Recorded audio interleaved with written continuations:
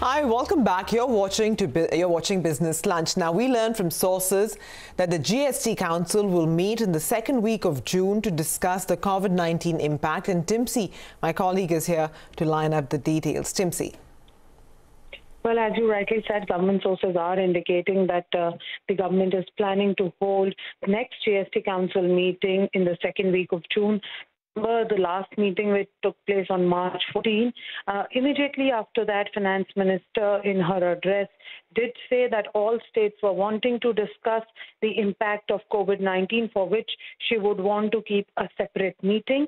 And this is it now. The next meeting, which is likely to be in the second week of June, is when all the states would like to discuss COVID-19 economic impact, especially when it comes to GST collections, what should be the future roadmap of collections, because collections are drying up.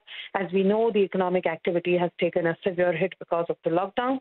And yes, not to forget, the GST compensation dues are also pending for states since December 2019. That is 4 months of last financial year, and now another month of the current financial year is when the dues are already pending from center. And that is also one of the big areas which the council would like to discuss, as to see how further revenues can be generated under the GST compensation kitty, because only through that kitty is how government can pay the dues to the states, and states are also feeling a severe financial crunch and they are in want of revenues. They have been writing for quite some time now to the centers asking for a clearance of their dues. Let's see what happens when the council meets, whether the council decides to take some serious measures, because we have seen states resorting to measures like hiking special taxes on sin goods, though there is already a cess available on sin goods in the GST mechanism. But yes, it is still below the maximum ceiling. So is that one of the options, or is there something else that the council would like to discuss? All right, Timsy. Wait and watch for. Thanks much for that. As the economic restart picks up momentum around the world, CNBC TV18 has also taken the opportunity to speak to the top Indian IT services companies to understand if the IT spending is going to come back and in what form and shape. Kritika Saxena is here with a continuing coverage of how demand for IT services is likely to shape up. Kritika. Well, Gartner had cut IT spending for the coming year by 8%. We've been speaking to our sources in the top IT companies in India. What we understand is that the biggest hit is going to be in retail, travel, transport, hospitality, and banking and financial services. US is expected to cut the IT spend the most, followed by UK and then rest of Europe. Now, banking and financial services, according to our sources, are even seeing massive pause in discretionary spending or significant cuts for the coming year. Manufacturing may see some amount of revival, but only once things pick up. So only in second half we could see some kind of movement. Now, as far as client pricing is concerned, clients are seeking discount of up to 30 to 40%. So pricing will be hit. Clients in retail, transport, travel have sought furloughs of 3 more months. So that's basically leave without pay for employees that are working for these clients. And they are insisting, at least in the banking financial services, that work from home component reduce substantially in that particular category. Now, what are companies doing about this? Subcontracting costs have already been cut by 70 to 80% already. And we understand that employees on bench have been asked to take furloughs till their contracts can be rechecked. So a lot of cost-cutting measures being put in place to be able to contain this.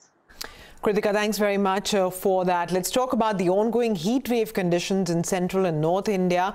And it looks like they're going to continue now for the next 24 hours, according to the Met Department. Will this boost the sales for air conditioners? We spoke with B. Tyagarajan, the MD of Blue Star, and Anuj Podar, the Executive Director at Bajaj Electricals, to get a sense of how they're seeing the market demand pan out. For the past 2 weeks, the sales have been good. Quite a few markets have opened. We are present in about 6,000 stores. As of now, 3,500 stores are open. Of course, there are odd even up to 2 p.m. Some shops are open. Some shops are open alternate days. But the good news is the demand is excellent. Firstly, fans, as I just repeat, is seeing the highest sales for us. I think that is aided by the season right now, heat and summer. But the kitchen appliances actually are doing fairly well for us, or actually really well for us. We are in the very low ticket price, very essential, products. As I always tell our teams, if a person's, cooker or toaster or iron or bulb or fan is not working, they don't wait and they don't postpone those purchases. More specifically to your question, I think the lockdown in a way has brought back the love of cooking. More and more people are engaged in eating at home, cooking meals together as a family exercise, not necessarily relying on staff to do that, but doing it by themselves. And I think that, bodes well for the level of engagement that people have with the, cooking appliances. And as we near the end of lockdown 4.0, with restrictions easing and business restarting in a staggered manner, CNBC TV 18, in association with industry body CII, conducted a survey of top CEOs. So let's quickly take you through the key findings. First up, 44% of the total CEOs polled feel cash flow has been the biggest pain point for the businesses. Second, on the status of business operations, 33% say they are operating at 10 to 15% capacity, while 14% have not yet started operations.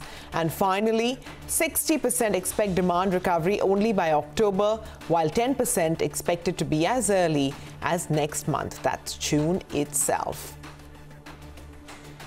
And you can catch all the findings of this very interesting survey exclusively on CNBC TV 18 at 6 p.m. this evening.